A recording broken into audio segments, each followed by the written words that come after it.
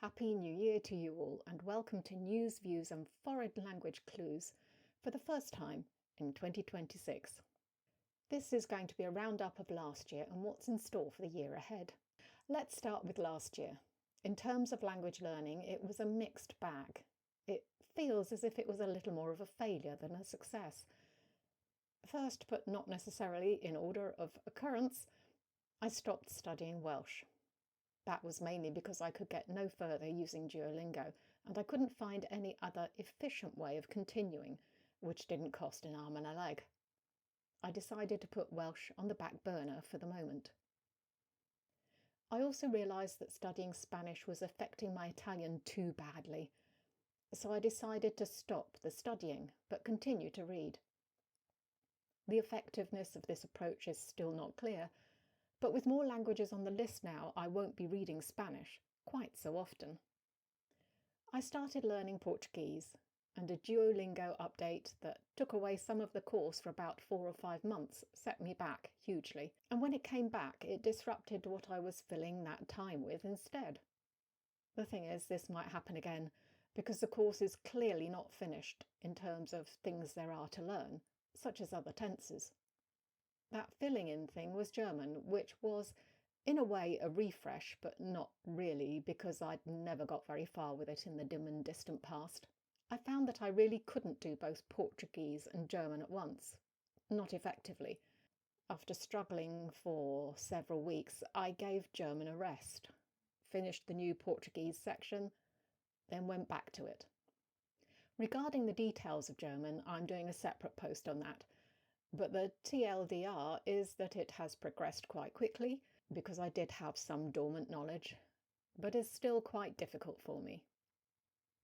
In terms of reading, I read quite a few good books that you will have seen posts about, but I also managed to choose in total now 8 books that aren't ones I would talk about on the channel. This was a mixture of excessive bad language, excessive graphic violence, and political subjects that would not have gone down well in the current climate. This was frustrating. I hope I manage to make better choices in the coming year. Better's the wrong word. These books weren't all bad. Only 1 or 2 of them I regret choosing, just not appropriate for here. My favourite books I posted about last year were, in no particular order, Pyramide by Romain Benassaya, La luce delle stelle by Licia Troisi, Questo non è un romanzo fantasy by Roberto Gerilli,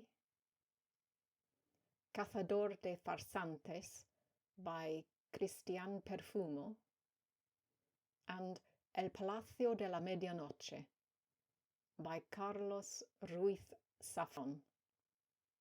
I also tried doing YouTube Shorts again. I'm really not sure if these bring good attention towards the channel or not.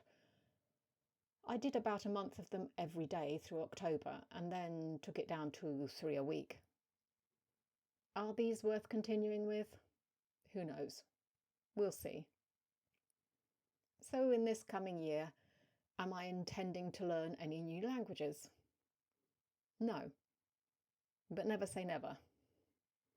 However, I think I have enough to be going on with for the moment. I want to start reading as best I can in both Portuguese and German. I don't expect it to be difficult to find German books, but European Portuguese is going to be more difficult. I may just have to go with Brazilian Portuguese, or maybe find some blogs to read. Perhaps that would be more useful. I also want to spend more time listening in the languages because that has fallen off a bit with doing both Portuguese and German. I haven't been able to listen as much as I want to, or ought to.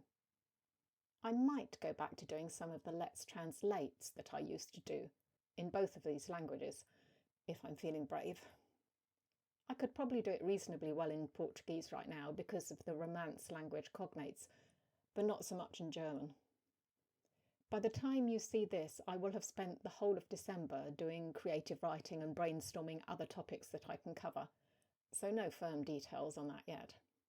And that means, for the moment, I am continuing on with long-form content, because I enjoy making it.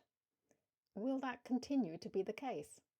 Only the future knows that, because of course the future is conscious. What I will say is that it is becoming increasingly difficult on YouTube for creators who create authentic content as opposed to AI-assisted content, or completely AI content, to continue. I expect the coming year will see many people leave YouTube. A lot already have. They say there is no such thing as creating for the algorithm, that it's all about what the audience wants. If that really is the case, and I have some doubts about whether that is totally the case, make sure YouTube knows what you want to watch, or it may go away. Thank you for watching this far, and I'll see you in the next one.